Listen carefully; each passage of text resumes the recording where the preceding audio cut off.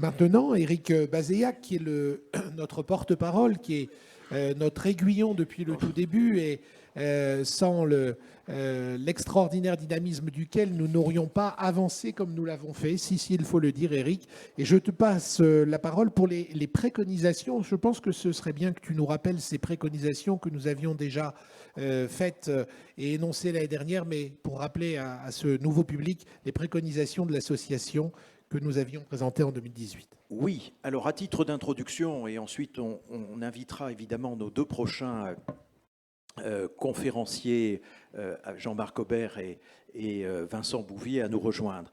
Il faut savoir, et je pense qu'elles vont s'afficher dans un instant sur l'écran, que l'année dernière, le 22 mars précisément, lorsque nous avions réuni le collectif devant, là aussi, un parterre prestigieux d'intervenants, d'acteurs, la ministre avait pu nous honorer de sa visite et il s'agissait pour nous de lui rendre compte de 3 ans d'actions extrêmement concrètes, une espèce de preuve de concept que nous avons voulu faire, que tous ensemble, sur ce sujet de santé publique qui est le bon usage du médicament, eh bien, on devait pouvoir faire bouger les lignes sur 2 aspects d'ailleurs, à la fois en termes de santé publique et en même temps en termes économiques, c'était l'autre élément du pari.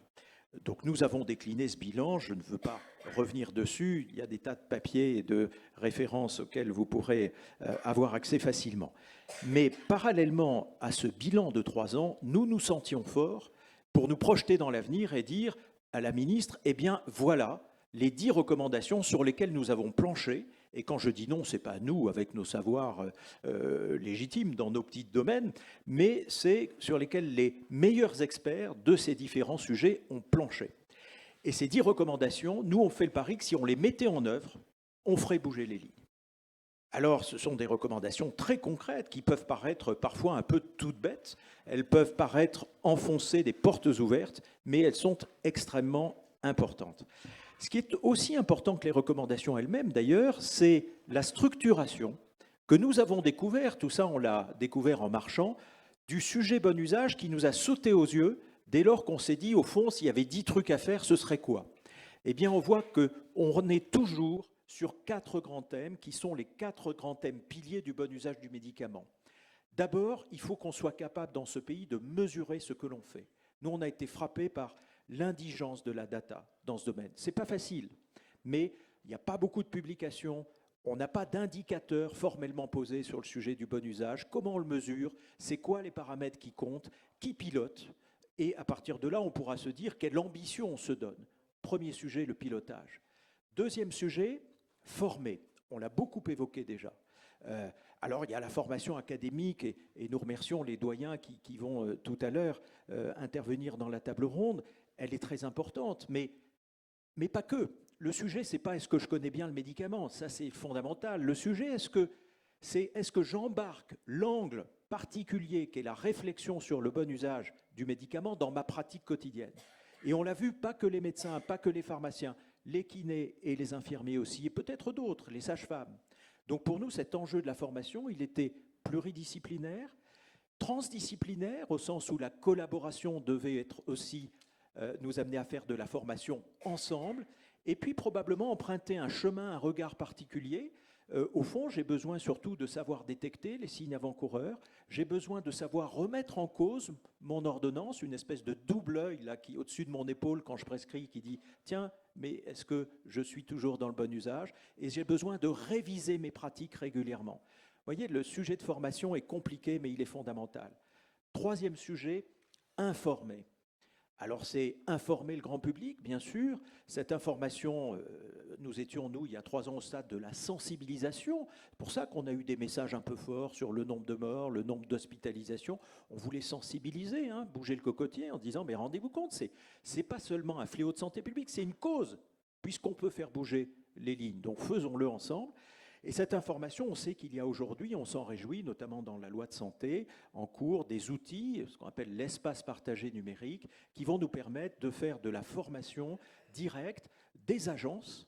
Et vous avez vu à quel point, dans les derniers exemples, c'était important de faire de la communication directe, de messages de sécurité de médicaments des agences vers les patients.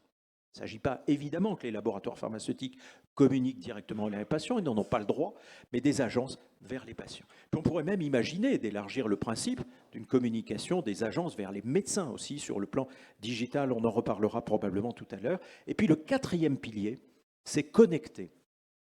Vous ne pouvez pas faire bouger les lignes en matière de bon usage du médicament si vous ne vous intéressez pas à la question de savoir comment les différents professionnels parlent entre eux. C'est aussi bête que l'idée qu'on a tous vécu, on va chez son pharmacien avec une ordonnance, le pharmacien d'officine, la vie de tous les jours. Il y a quelque chose qu'il chiffonne dans cette ordonnance, et c'est son métier d'être ce garde-fou final de la pharmacovigilance. Il doit appeler le médecin, et c'est bien normal, c'est ça la collaboration.